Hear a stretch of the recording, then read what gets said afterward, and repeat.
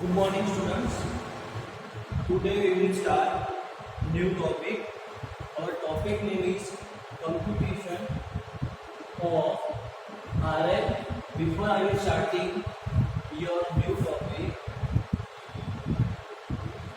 I will revision our last lecture.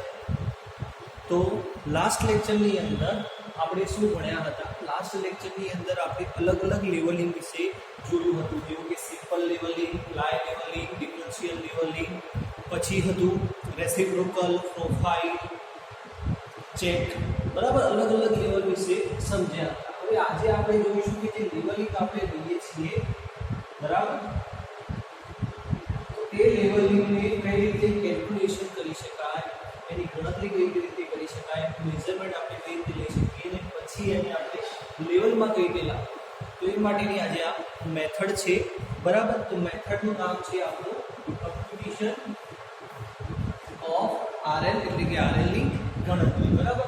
એમાં બે method છે,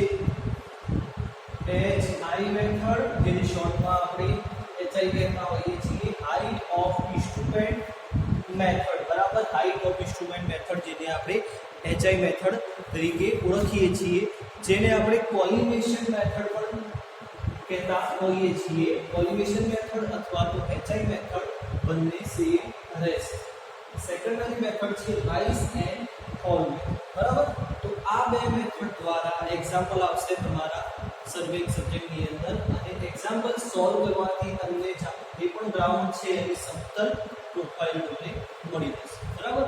તો આપણે સ્ટાર્ટ કરીશું હાઇટ ઓફ ઇન્સ્ટ્રુમેન્ટ મેથડ. તો એ માટે આપણે ફિગર દોરીશું અને નીચે એક કોષ્ટક બનાવીશું. તો હવે આપણે બોર્ડમાં જોઈ રહ્યા છીએ હાઇટ ઓફ ઇન્સ્ટ્રુમેન્ટ મેથડની અંદર બે ઇક્વેશન મેં રહેશે, જેની અંદર છે HI નું ઇક્વેશન અને RL નું ઇક્વેશન આપણને આપેલું છે. HI ફાઇન્ડ કરવાની હોય, કોષ્ટકની અંદર વેલ્યુ ક્યાંથી આવી, આ શું છે, એ બધું હું સમજાવીશ તમને. એની સાથે પહેલા આપણે જોઈએ HI. તો જ્યારે આપણે HI ફાઇન્ડ કરવાનું હોય, HI કેમ ફાઇન્ડ કરવાનું છે, કેમ કે HI ની મેથડ આપણે યુઝ કરી રહ્યા છીએ. તો એના માટે છે RL of Bm, okay, benchmark કેટલું આપેલું છે, તો અહીંયા છે 100 પ્લસ BS. BS ક્યાં છે, અહીંયા આપેલું છે, બરાબર.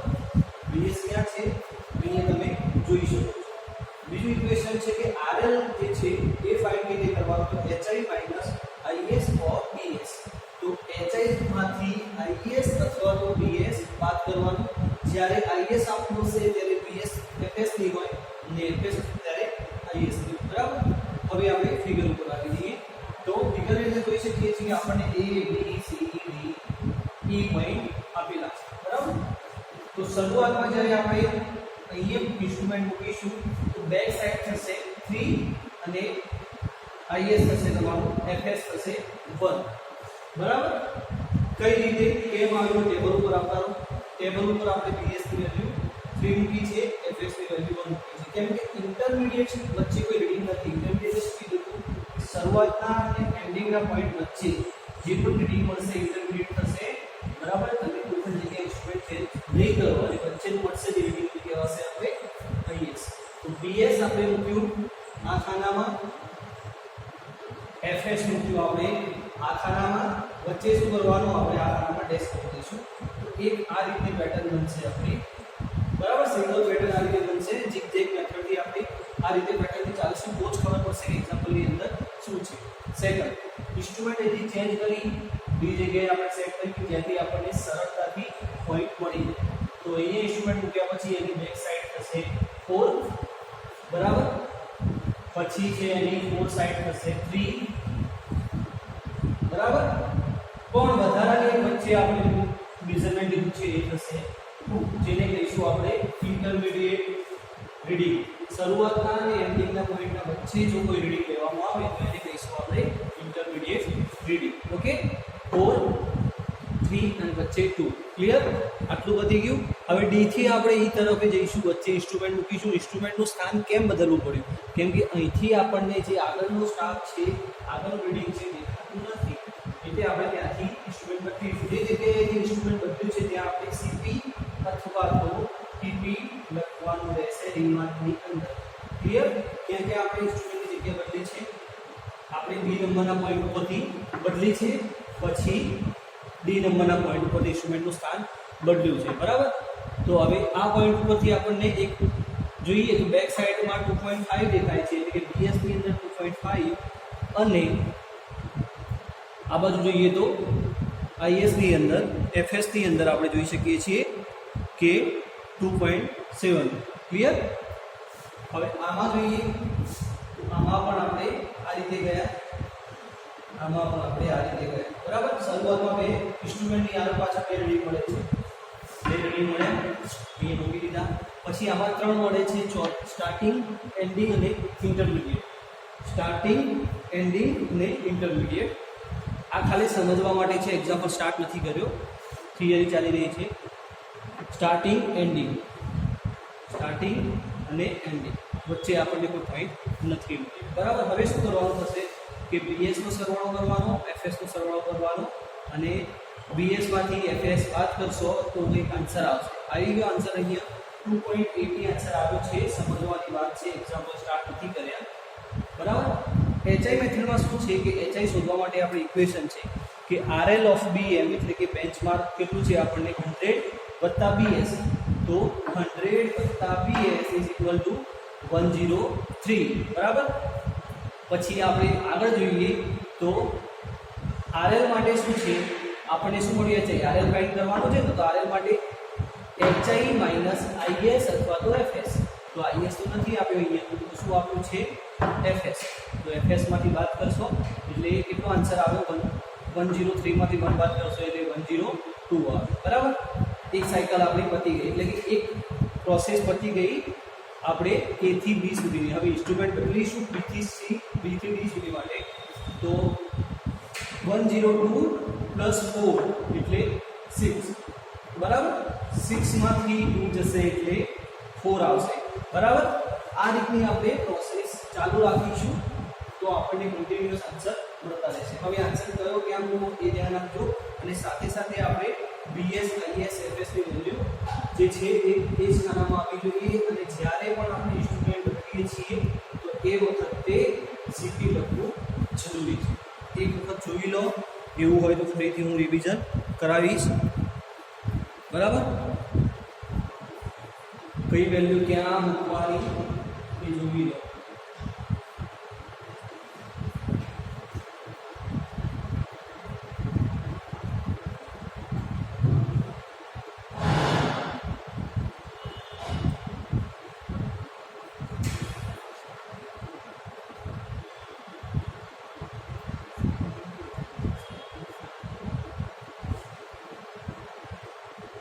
બરાબર સમજાઈ રહ્યું છે ને? અહીંયા પોઈન્ટ વાળી વેલ્યુ છે, જોઈ લો જરા. શું કરવાનું, 106 માંથી 2 કાઢશો એટલે 104 વધશે, અને 106 માંથી 3 ને કાઢશો એટલે 103 વધશે. 103 જે આન્સર આવશે એની અંદર તમારે 2.5 એડ કરવાના રહેશે, એટલે આન્સર થશે તમારો 105.50, બરાબર? પછી શું કરવાનું, એને પાછા 2.70 માંથી માઈનસ કરવાના, એટલે આટલો આન્સર આવશે.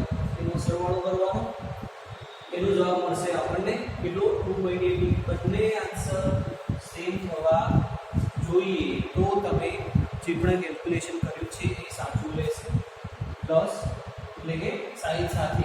ક્લિયર? આ મેથડ થઈ તમારી HI મેથડ. એક વખત ફરીથી જો આપણે જોવું હોય જોઈ લઈએ કે કઈ વસ્તુ કઈ રીતે આવી, કેમ કે આના ઉપરથી એક્ઝામ્પલ આવશે તો તમને પછી નહીં આપવું, બરાબર? આ ટેબલ હું રિપ્લેસ કરી નાખું અને ફરી આપણે વેલ્યુ કરીશું. પાછળની જે કેલ્ક્યુલેશન વાળી વેલ્યુ છે આપણે બદલવી નથી.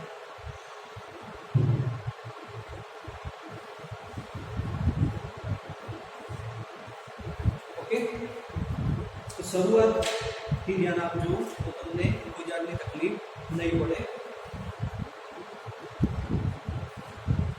BS, IS, FS ની અંદર આમાંથી વેલ્યુ મૂકવાની છે. અહીંયા ફિગર આપી છે, ફિગર નહીં આપી હોય, તમને રકમમાં આપી છે, એમાંથી કઈ રીતે વેલ્યુ લેવી એ આપણે એક્ઝામ્પલ સ્ટાર્ટ થશે એટલે જોઈશું. હાલ પૂરું તમે ધ્યાન આમાં આપો.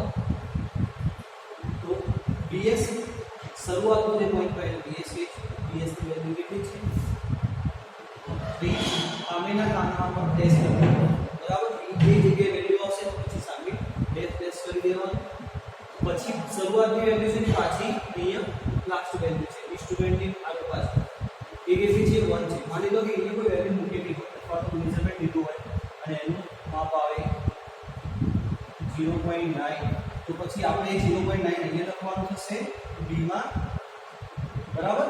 અને પછી c ની અંદર અહીંયા c થઈ જશે. c ની અંદર પાછું કેટલું છે 1 છે અહીંયા આવશે આપેલું હોય તો.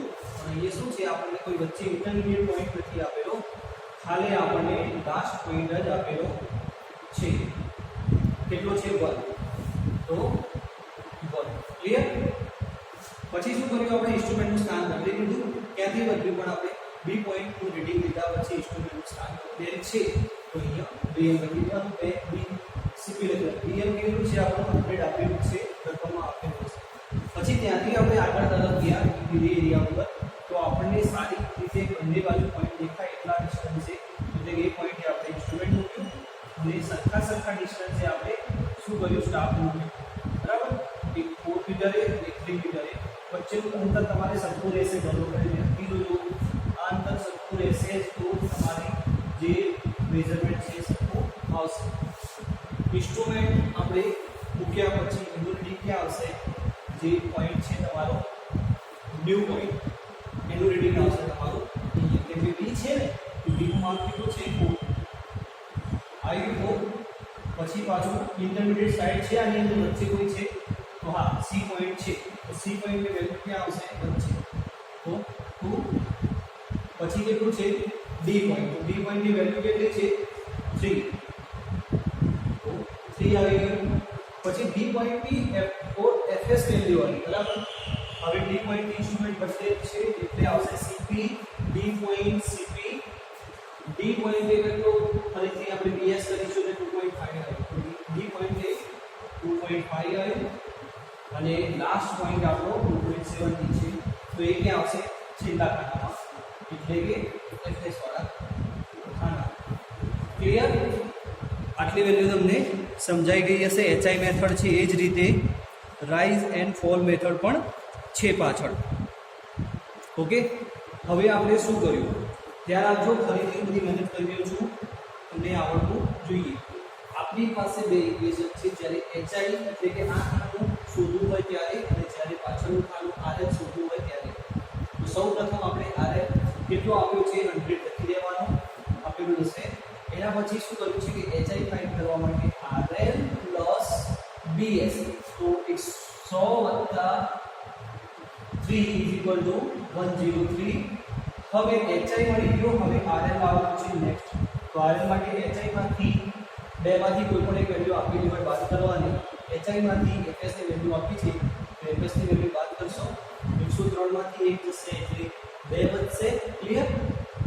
એક કામ પતી ગયું. ફરીથી પાછું શું કરવાનું તમારે નવો એચઆઈ રિક્વાયરમેન્ટ પડશે કેમ કે ઇન્સ્ટ્રુમેન્ટ હવે બદલેલ છે. તો શું કરવાનું 102 + 4 એટલે 106. 106 ની અંદરથી 2 કાઢશો એટલે 4 રહેશે. 106 ની અંદરથી અને 3 કાઢશો એટલે 103 વધશે બરાબર. 103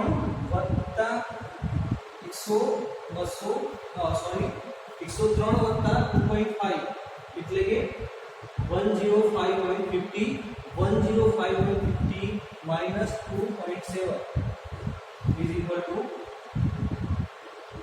102.80. આ રીતની મેથડ થશે. આમાં ઝિગઝેગ મેથડ યાદ રાખજો બરાબર. બંનેનો જે આન્સર આવશે તેનો સરખાનો બીએસ નો એફએસ સરવાળો કરવાનો આમાંથી આ બાદ કરવાનો આન્સર આવશે પ્લસમાં. તો પાછળ તો પ્લસમાં જ આવશે. પ્લસમાં ના આવતું હોય તો એક જગ્યાએ એરર હશે. આ વાત થઈ એચઆઈની. હવે આપણે રાઇઝ એન્ડ ફોલ મેથડ વિશે જોઈશું. તો હવે આપણે સ્ટાર્ટ કરીએ રાઇઝ એન્ડ ફોલ મેથડ. તો એની અંદર શું છે કે ઇક્વેશન છે આપણી પાસે જે એચઆઈ મેથડમાં આપેલા હતા એ ઇક્વેશન ઉપયોગ નહીં બરાબર. સિમ્પલ જ છે. આમાં કંઈ વધારે તમારે કોઈ ઇક્વેશન ક્યાંથી આવી એ સમજવાની જરૂર નહીં પડે. તો સૌપ્રથમ આપણે વેલ્યુ મૂકી દઈશું 3 1. 3 ક્યાં આવશે? અહીંયા આવશે. 1 ક્યાં આવશે? બીમાં આવશે. એક કામ પતી ગયું. સેકન્ડ બી થી ડી વચ્ચેનું રીડિંગ, બી માટે રીડિંગ આવશે જે છે 4, પછી છે 2 અને 3, બરાબર. પછી પાછું આવશે 3, પછી આવશે 2.5 અને 2.7. આનો સરવાળો કરી દેવાનો, આપણે આનો સરવાળો કરી દેવાનો, જે આપણે આપણે લખી દઈશું 9.50 અને 6.90 અરાઉન્ડ આપણો જે આન્સર આવ્યો 17 આવ્યો, બરાબર. આ બધી પાછળની ફોર્મેટ જ રહેશે, ખાલી તમારે રાઇઝ એન્ડ ફોલ અને એચઆઈ મેથડમાં કોષ્ટક કઈ રીતે લખવાનું એ ધ્યાન આપવું પડશે. બાકીની બધી જ વસ્તુ આગળ આપણે જોઈ એ પ્રમાણે રહેશે. હવે આની અંદર શું કરીશું આપણે કે એ પોઈન્ટથી બી પોઈન્ટ જે બોર્ડમાં તમે જોઈ રહ્યા છો એ પ્રમાણે કામ કરીશું. તો આમાં 100 આરએલ આપેલો છે અને બીએસ કેટલો છે 3 આપેલો છે. તો 3 - 4 કરીશું તો આન્સર કેટલો આવશે, બરાબર. પછી 2 - 2 કરીશું તો આન્સર કેટલો આવશે. એ પ્રમાણે આપણે આગળ વધવાનું રહેશે, એકબીજામાંથી વેલ્યુ બાદ કરવાની રહેશે. તો હવે જોઈએ આપણે. તો જુઓ, એક આ સાયકલ રહેશે 1 અને 3 વાળી એક સાયકલ. કેમ કે સાયકલ એટલા માટે કહું છું કે એ બી પછી આપણે ઇન્સ્ટ્રુમેન્ટ બતાવ્યું છે, બદલાયું છે, પછી બદલાયું છે, પછી બદલાયું છે. હવે ધ્યાન આપજો કે ભાઈ ખાસ બધી સિમ્પલ મેથડ છે એચઆઈ કરતા. 3 - 1 કેટલો આવશે આન્સર 2. જો પ્લસમાં આવે તો રાઇઝમાં, માઇનસમાં આવે તો ફોલમાં. આટલું ખાલી યાદ રાખવાનું, લખવાની તમારે જે જરૂર નથી, તો ખાલી યાદ રાખવાનું રહેશે, બરાબર. 3 - 1 = 4 - 2 2 2 - 3 કેટલો આવશે.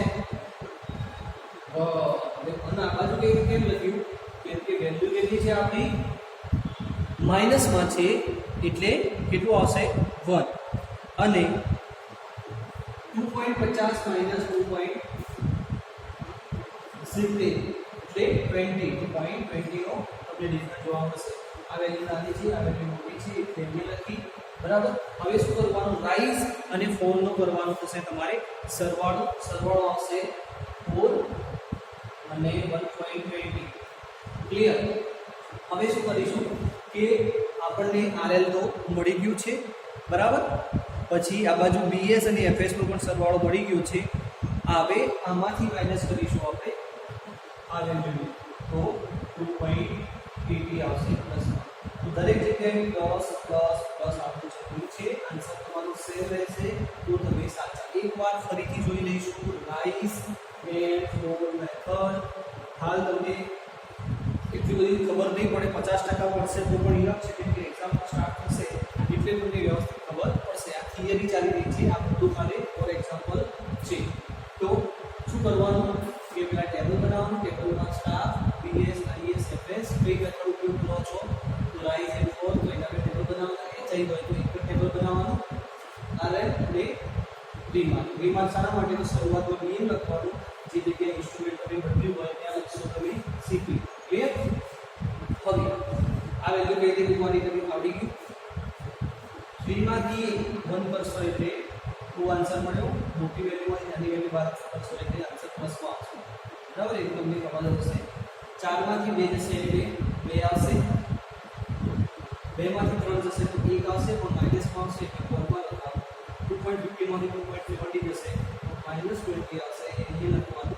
આનો સરવાળો કરવાનો, આનો સરવાળો કરવાનો, આમાંથી વેલ્યુ બાદ કરવાની એટલે 2.80 સમથિંગ આન્સર આવ્યો. તો ત્રણેય આન્સર સેમ આવતા હશે તો જ આપણે સાચા, અધરવાઇઝ આપણે ખોટા. કોઈ જગ્યાએ આપણને ભૂલ થઈ હશે.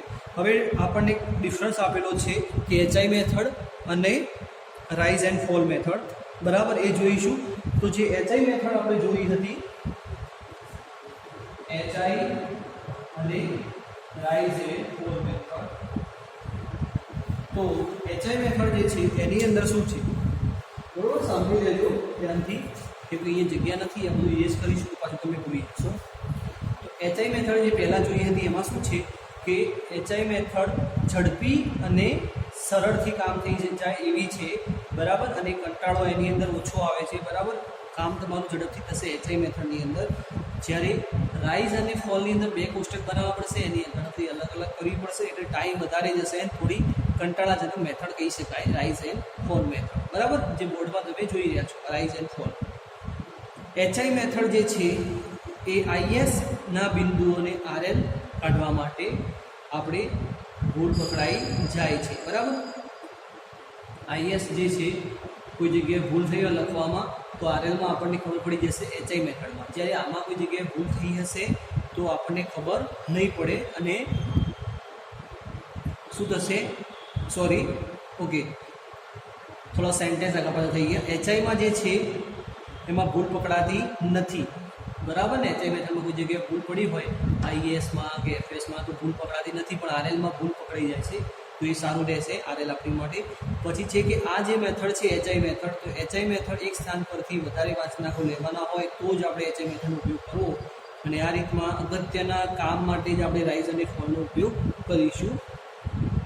આમાં એક કેલ્ક્યુલેશન માટે ઇક્વેશન આપેલું છે કે sigma BS minus sigma FS, બરાબર, sigma BS minus sigma FS, પછી last GD minus first reading અને સિગ્મા રાઇઝ સિગ્મા ફોલ.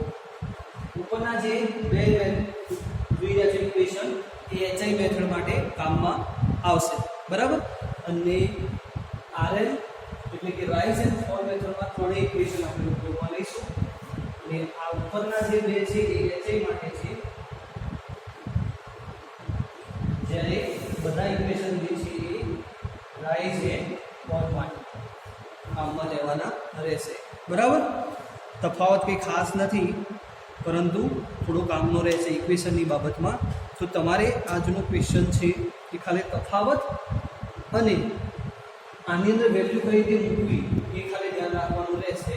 તો તફાવત તમારે મોકલવાનું રહેશે, જે 4 પોઈન્ટ તમને કીધા એ વ્યવસ્થિત લખી, અને બીએસ આઈએસ એફએસ ના જે ફૂલ ફોર્મ છે એ લખીને મોકલવાના રહેશે, બરાબર. આરએલ બીએસ આઈએસ એફએસ, પછી આરએલ બીએમ સીપી એસઓઆઈ એમએસએલ જીટીએસ, બરાબર. ફરીથી કેટલી કામ આવવાના છે આગળ, આમાં તમને ફૂલ ફોર્મ ખબર નહીં હોય તો આમાં કઈ રીતે વેલ્યુ મૂકીશું કહેવાય એ ખબર નહીં પડે, બરાબર.